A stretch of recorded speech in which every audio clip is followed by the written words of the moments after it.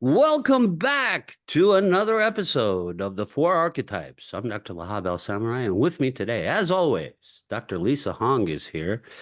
And we have some missing archetypes, but they will find their way back. Okay.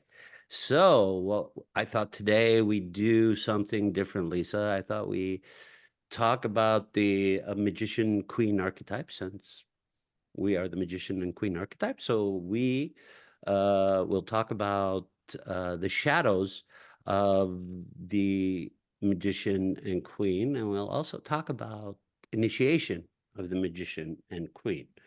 Okay, so I thought we start with the idea of, so the magician on the axes.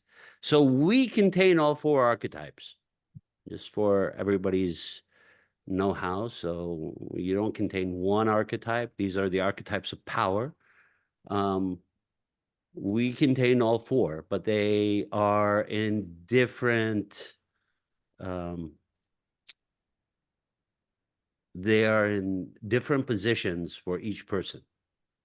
So you could have magician queen, you could have magician queen, or you could have queen magician, or you could have magician queen lover warrior, or warrior lover. So it would be a certain hierarchy, and how that would work is that how much we access these other archetypal powers.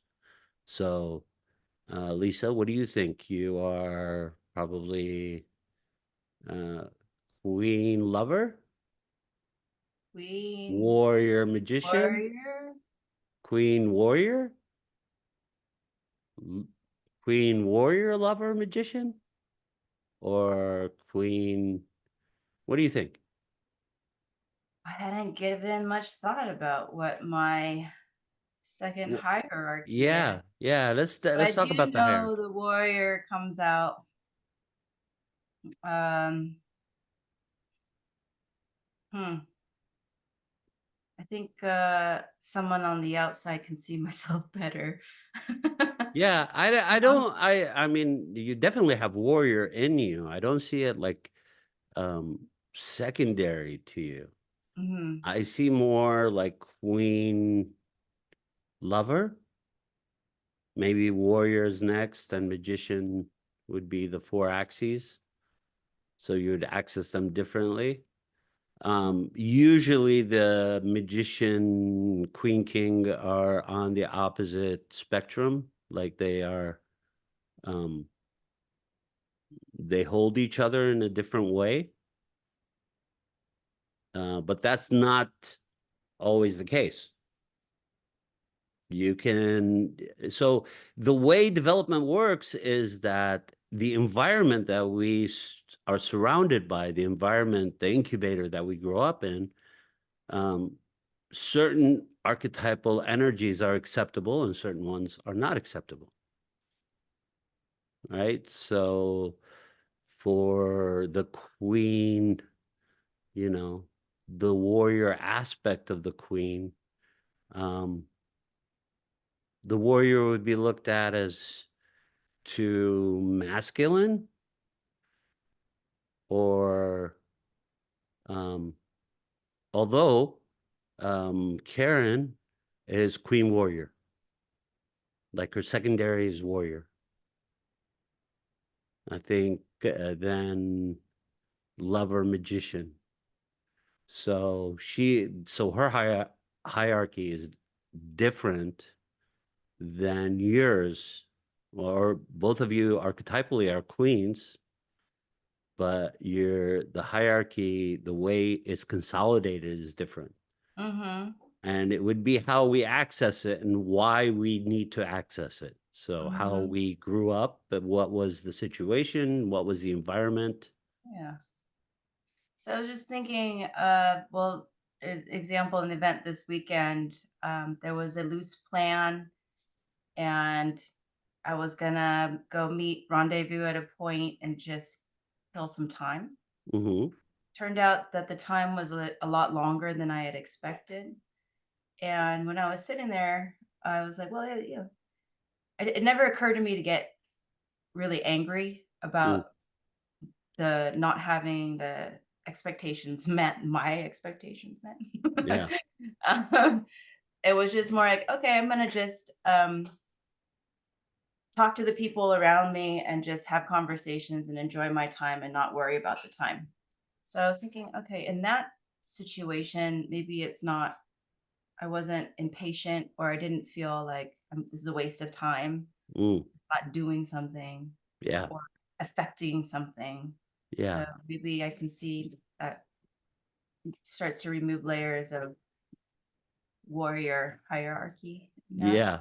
It would be like you were accessing the lover more Hmm. in that instance. Hmm. Um, And then but, generally on my vacations, on my time, I like to allow for spontaneity and opportunities to not move anywhere and have a conversation. yeah. And I Yeah. don't need to check the boxes of the sites and things. It's not the way I move. Yeah. Well, we're trying to help people kind of um, visualize how the four archetypal energies or four archetypal powers work, how they move, and it depends on circumstances, the environment we grow up in, and how we interact with the environment, how the environment interacts with us, how we see the environment coming towards us, right? So the energies and the demands of certain um, places like schools and work, friendships will help shape the way we access those energies more, right? So I think in a patriarchal culture, the um, warrior archetype for the feminine is not embraced as much as the lover archetype for the feminine. So we have a lot of movies about the lover, right? Or what they call romance movies or rom-coms or um, love stories basically of how the two meet. So we see a lot of lover on TV, right? Um, the other ones are the other movies or genres that would occur, like horror or shadow aspects. So each archetype also has an unknown other.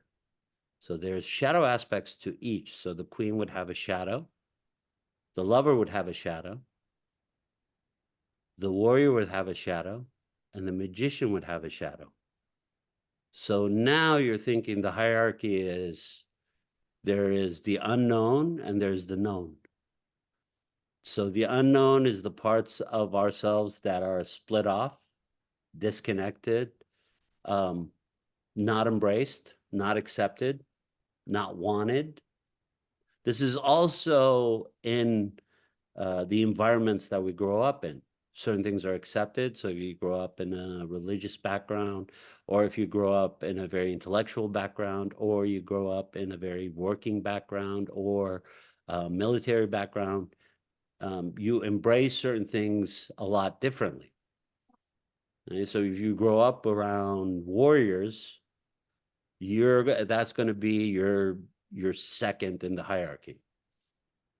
So if you grew up in a military family, so there's Karen, speaking of Karen, you would end up having like Queen Warrior as your secondary, right?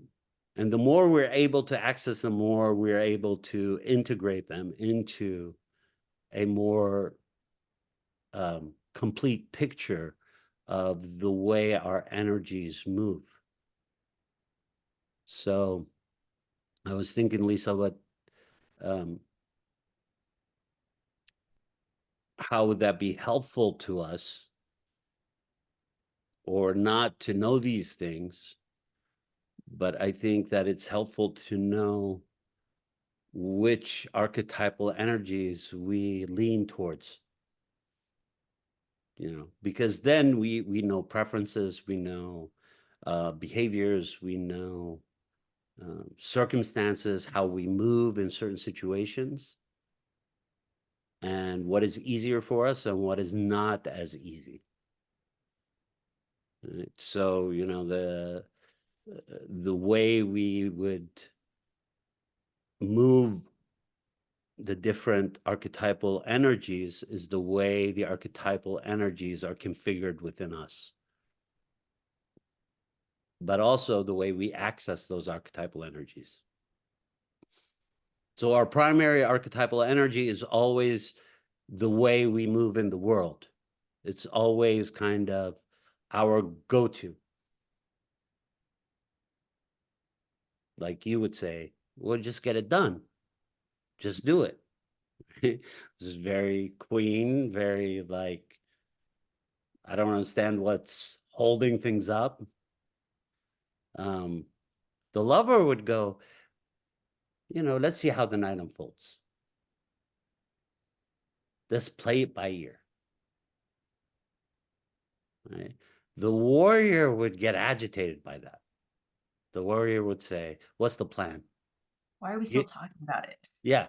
What's the plan? And I need to know the plan. Right? And the magician would say, well, let's think about it. Let's reflect on it. Let's see the possibilities of it, which is agitating to the hierarchy. So there is a agitation between the four archetypes, and there's also a coming together of the four.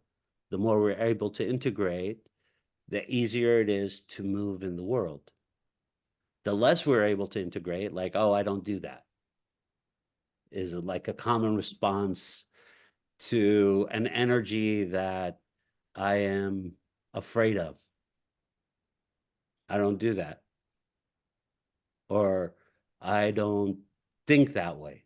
Or because the ability to access the four archetypal energies, you could think in different ways, right? You could reflect on something in a different way, just as I'm describing how the lover would see something, or the queen, or the magician, or the warrior would see something, but you could see it from different perspectives. Like we would say, like if you're accessing, like somebody's enraged you, and you were like, in my youth, I would have punched him in the face. Right? So the warrior is underdeveloped. It was given up early on in youth. Right? The lover would say, I just wouldn't pay attention to them. They're not worth my time. The queen would say, they don't belong in my world. Like, they don't really exist as an irritant. They're just very far away. Or the queen might say, that's very unfair. That was not appropriate behavior. Yes. Also, there's the judgment of the queen. Yeah, the judgment. Yeah. So the judgment of the queen is that this is how things work. You want to talk more about that? You want to talk about like how you navigate certain things? And Yeah, in adolescence, the had something like that incurred, there would have been a retaliation, verbal. yeah, Some sort of verbal retort, like yeah, not necessarily fighting back, but yeah, just actually more like you can't, you're not allowed to do that. That was unfair. How dare you? Kind of yeah. attitudes. How dare you? That's a Verbal. very, very, very archetypal queen king. Mhm, How dare you? mhm. Yeah. What would the warrior do though? Or you probably just fight back. Yeah, the warrior would punch back. Or it's like, oh yeah. Yeah, Yeah. Have you seen my fist? Yeah. Yeah. Yeah. So in Hollywood or in media, the warriors are venerated as um, something that is great. The problem is when the energies are out of balance, when there's not enough lovers, there's no way to tone that down. That energy becomes bombastic, warlike, um, disruptive, destructive, and therefore the warrior is running amok, right? Or um, there's no peace, there's no, and that's what lovers bring in, right? The queen, a king, axis is the one that holds everything together. It doesn't let things get out of hand. It's like, go on, Lisa, you had a thought. Yeah, I'd like to bring up um, the situation in Haiti. Okay. How do things get out of control like that? Why are things all amuck, and how can people be compliant with this? And I feel like in a situation like that, a lot of these warrior archetypes are coming out. They're and king archetypes are coming out, and they're working together, and it's tuning into it's calling out of everybody's hierarchy. It's beckoning, is drawing the symphony of the same voice. So Yeah. they're able to change the priority of their hierarchy to justify an action. Yeah. Would you say that that's something how is this all happening? Why is it all becoming so unstable or extreme in one direction? Well, instability in the world is always because the archetypal energies are out of balance, Mhm. right? So certain archetypal energies have basically created a coup d'etat against others. And that my way or the highway kind of thinking prevails. And then you have, because there are a lot of the unknown other, the shadow aspects of each archetype, uh, is the kings become, so the unknown other would be for the king or queen, would be the tyrant. Tyrant, yeah. Mhm. So for the magician, it would be the manipulator, the trickster. The warrior would be the weakling. Um, the lover would be more the depressed, anxious, um, disconnected from the energies. So we move in the world in a certain way, we see the world in a certain way, and if the hierarchy is out of balance, if our hierarchy is out of balance, we tend to move in the world in a more fragmented way. And when we talk about treatment and why treatment is necessary and why JAMP is necessary and why Jungian advanced motor processing is necessary, is to be able to integrate those pieces together, right? So it's not, so trauma affects the body, it affects the mind, it affects our ability to tune into our archetypal energies, to access them in a way that is more forward looking than backward looking. Yeah, yeah. And I'll reflect on the situation, politics there. That's generational trauma of what's going on with the people there. Yeah, it's repetitive, And it's yeah, happening in the Middle East. The destruction that is occurring is of enormous consequences in the future, mhm. because the more trauma there is, the more disassociation there is, the more rage that exists, right? Because you're disassociated from the part of you that wants to make peace, or wants to stop fighting, or wants to move forward, or wants some form of equality or empathy towards the other, even though there is these vast amounts of hatred for the other. So hatred takes over, and that energy itself, like hate as an energy in the world, is something that debilitates societies. It will bring societies down. And as we notice in our own society in the United States, we can see that in our politics. There's rage, there's anger, and there's no form of understanding or acceptance or empathy for the other. Right. But even despite all the stresses and traumas, there are occasional peoples who arise and demonstrate and practice great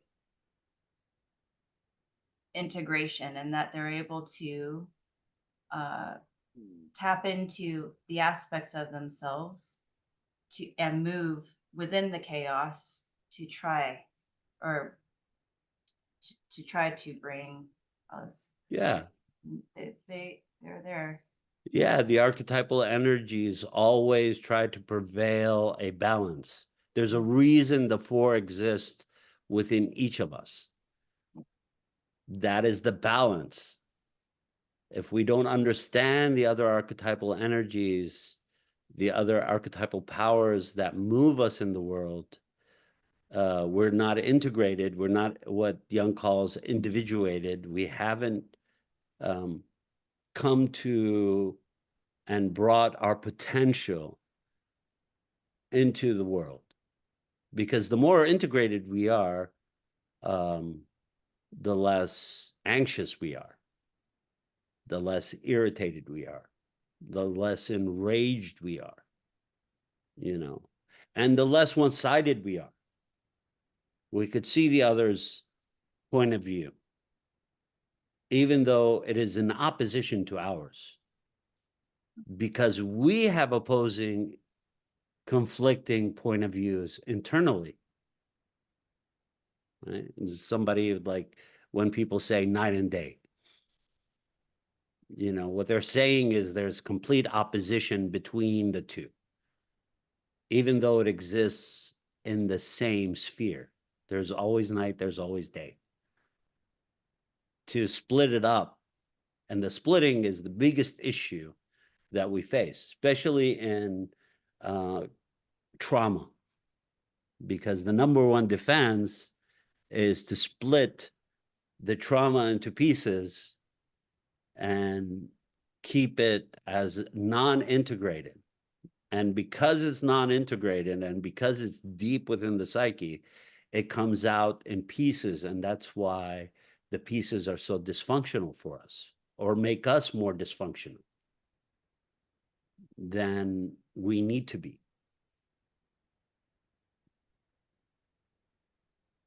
The whole idea is the more we're able to access these pieces, then we can have love and use love in an appropriate way. Creation, invention, beauty, and delegation are all intertwined. You can't have one without the other. The ferocity of having them separated and having me one-sided, or having one-sided, is detrimental to, for example, you're giving Haiti as an example, which we've seen over and over again over the years, right? But there's also intrusion into that society and to the stability of that society from the beginning of time, from the beginning of the creation of that island nation. It was built on trauma. And that has not healed. The Middle East, the Israelis, Palestinians, built on trauma. That has not healed. There's not been an awakening towards that this needs to be healed, that this needs to be integrated. Everybody says mine. And as long as everybody says mine, everybody's going to continue to fight over what's mine. There's no capacity uh, for sharing. There's no capacity for coexistence. And that's what we're seeing. The complete destruction is there's no capacity within myself. And therefore, my internal rage is externalized into the world.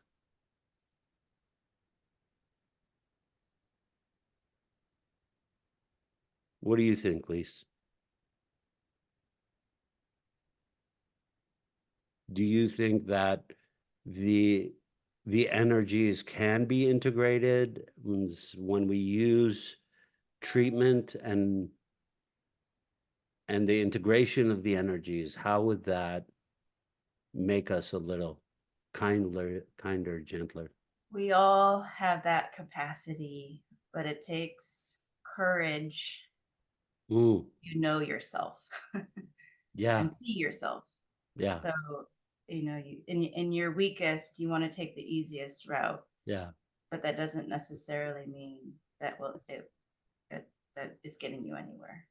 Um, No, that's another thought. bringing up the warrior's energy, right? To be brave, to be Mhm. courageous. To have the grit, Yeah, the persistence, yeah, but there's a different way that to for each archetype to create a motivation from each archetypal yeah, hierarchy to create a motivation to continue. yeah, So, like for a magician, it would be I must know. yeah, Um, for the warrior archetype is I need to be gone with this pain. yeah. Just focus on that. I have to go through the pain to get out of the Mhm. pain. Um, for a lover archetype, maybe you can help me with that one. The Um, lover archetype would say, um, I need to forgive. mm, mhm, I need forgiveness mm, because the lover can be very selfish mm, and very one-sided. So they need to give forgiveness, and um, they need to, they need to ask for forgiveness. They need to accept forgiveness as part of who they are. mm, For the warrior, like you said, you need to be brave, but not warlike. You need to be courageous in making amends without eradicating the other, mhm, right? The problem, you have is that the magicians in the background are accessing energies that are very, very destructive, especially in their unknown other, in their shadows. They are masters of war, even though their faces are unseen. They let the generals carry out the destruction, but they're the ones who are creating new ways to destroy mm. as much as they are creating new ways to build. And that's always the unknown other. And we call it the unknown other because uh, it's not just shadow. Shadow means lack of light. It's not just lack of light, it's unknown to us. And that's why we need to make it conscious. And that's why to integrate trauma, we need to become conscious of the trauma before it heals. If it's just holding us, if it's just tearing us apart, if it's just making us scream, Mhm. it is not conscious, and it's something that I am fighting all the Yes. time. So those moments are when you're in that argument or in that situation and you just say something and afterwards you're like, that's so unlike me. Like, Mhm. that's not I wouldn't, I don't know I where would that never came say. from. That's part of the unknown other, and the effect of those words that you said can be from different voices, Yeah. based on the knowledge and the context. And those are the aspects of they're in they're within you, though maybe not consciously present for you to identify the connections of what you said and who you are and how you feel. Yeah. So you have your you're unconscious of your unconscious, Mhm. the unknown. We know that there's an unknown, so we say the known unknown. So known would be consciousness and the unknown would be the unconscious. But these aspects of our disruption are in the unknown. These are the aspects we need to pull together. We need to bring into the light. We need to reconnect those pieces. And that's what the treatment does. That's what the jam treatment does. It brings those pieces together. Yes. And with the affirmations, to forgive oneself, to be easier on oneself, because we have a, because we've been hurt, we're so angry that we're also angry with self. Yes. I'd like to add also that with part of the forgiveness of self is no judgment of self. Yeah. So it's not necessarily to draw it out and say that shouldn't belong and squish it out. Yeah. That's not what it is. Yeah. It is to draw it out to say, "Oh, hello, you are a part of me. Yeah. Here we are." So bringing it in the fold, and then with that comes the forgiveness of self, the understanding, no judgment, awareness, integration, acceptance, Yeah. forgiveness, and then move on and know it's there. And doesn't Yeah. mean it's there all the time, or dominating, or it doesn't mean it's a saboteur every time. It's just a part. You can call upon it, not call upon it, just be aware of it and bring it into yourself again. Yeah. And that is the integration of the self. Yeah. I really like the metaphor of squishing it out, because when you squish a grape, the seed pops out, and the seed is going to repopulate everything. So you have smashed the external, but the internal pops out, and then it starts to grow in a very, very different way, right? So it's it's a visualization of how we try to stomp it out or walk it off, or Ignore shout it. it out or get it out. But the problem is not that it needs to get out, it needs to be known, because what could come out could be so destructive, Mhm, right? Because it's unknown. mhm. It's like, I don't know that I could create so much havoc and destruction. Mm. In the fighting of it, Mm, sometimes it's just yeah, it's just part of the debris. But what the beauty of Jamp is, it gives you that safe platform, that safe consciousness, safeness within yourself to even look at that yeah, part of yourself in a way that you will still be safe.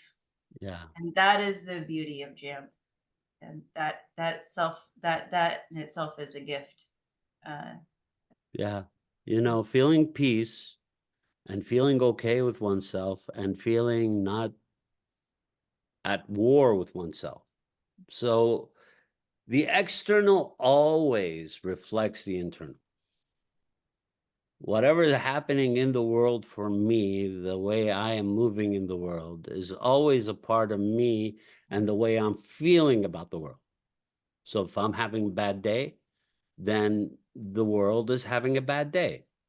It's like, did you see that driver? Did you see that person who served me coffee? Did you hear what she said?